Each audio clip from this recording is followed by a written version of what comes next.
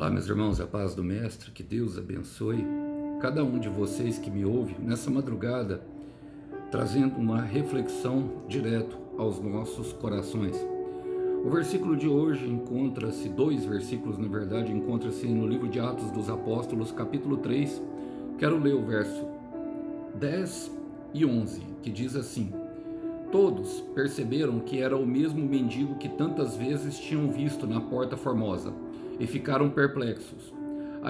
Admirados, correram todos para o pórtico de Salomão, onde o homem permanecia com Pedro e João, e não se afastou deles. Glória a Deus, irmãos, esse é o princípio da igreja e é o momento que sucede um milagre do mendigo da Porta Formosa, o primeiro milagre que o Espírito Santo efetuou por meio da vida de Pedro e João. E nós podemos perceber o que um milagre causa no meio de uma multidão que observou a nossa vida durante um tempo. Bom, eu aprendo algumas coisas com esses versículos e queria compartilhar com vocês, porque eu creio que será exatamente assim, meus irmãos, em nossa vida, quando Deus atender aquele desejo do teu coração. Diz assim, todos perceberam que era o mesmo mendigo que tantas vezes tinham visto na Porta Formosa e ficaram perplexos. Irmãos, Jesus não vai mudar as nossas características todas. Não. Jesus, ele não opera uma transformação disso. Repara que ainda o autor, ele usa a expressão que é Lucas, era o mesmo mendigo, e Deus não nos olha dessa forma. Deus já nos olha justamente da forma que os irmãos aqui estão olhando, que deixaram eles perplexos, ou seja, antônitos, naquilo que nós podemos vir a ser. O diabo muitas vezes vai nos chamar pela nossa deficiência, pelo nosso pecado. O diabo vai nos chamar por um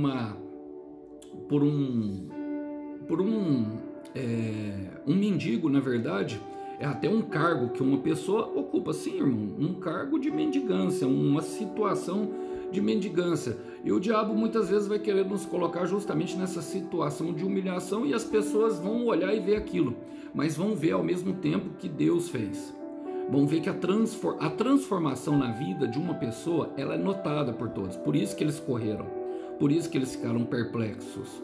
Mas quando começar a acontecer, entenda uma coisa: as pessoas que estão ao redor, que vão observar, e não se engane contra isso, todas as pessoas observam a nossa vida anterior e observam aquilo que Deus fez.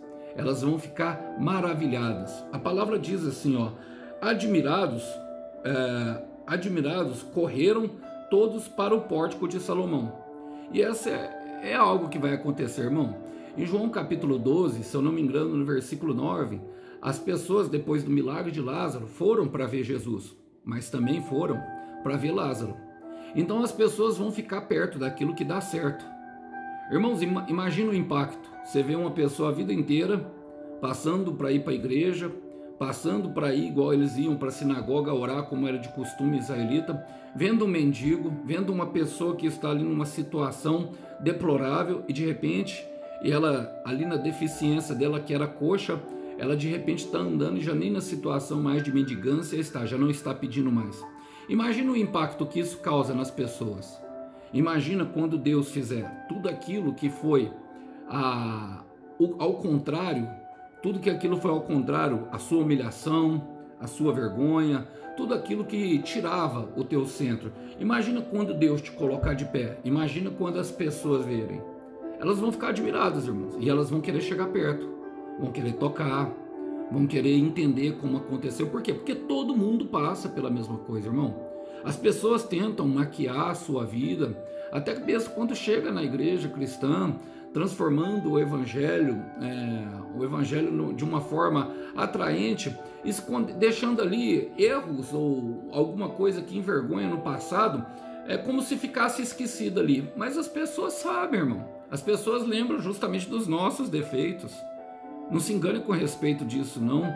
Quando elas verem que a transformação que Deus fez foi completa, elas vão querer entender. Por quê? Porque elas passam por processos semelhantes. Agora, algo me chama a atenção desse mendigo. Fala assim, onde o homem, e aqui já acontece a transformação, já não é mendigo mais. Agora é um homem.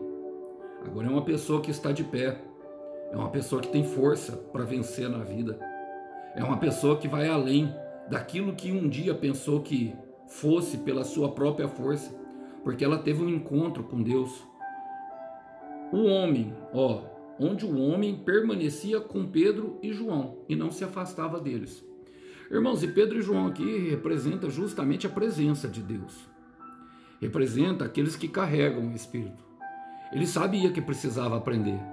Ele sabia que precisava justamente andar com quem tinha ajudado. Então não esqueça de quem estendeu a mão para você. Não esqueça de quem te ensinou a andar por essa nova vida. Não se afaste jamais, principalmente, da presença de Deus. Construa uma vida disciplinada de oração e de comunhão com Deus. Pratique o seu devocional todos os dias. Busque a Deus incessantemente, jamais se afaste. Porque da mesma forma de onde nós viemos, se nós nos esquecermos muitíssimo, para lá nós voltaremos numa velocidade ainda maior. E difícil será voltar. Você pode perguntar para quem já... não foi assim que aconteceu comigo, eu vim de lá. E por isso eu me agarro firmemente com aquilo que Deus me deu. Eu vim de lá e eu sei a caminhada, o quanto foi dolorosa, eu sei o quanto eu tive que orar para sair de lá. Então, é por isso que eu estou falando, porque eu já vi depoimentos de pessoas que aceitaram Jesus e desviaram e a situação era pior.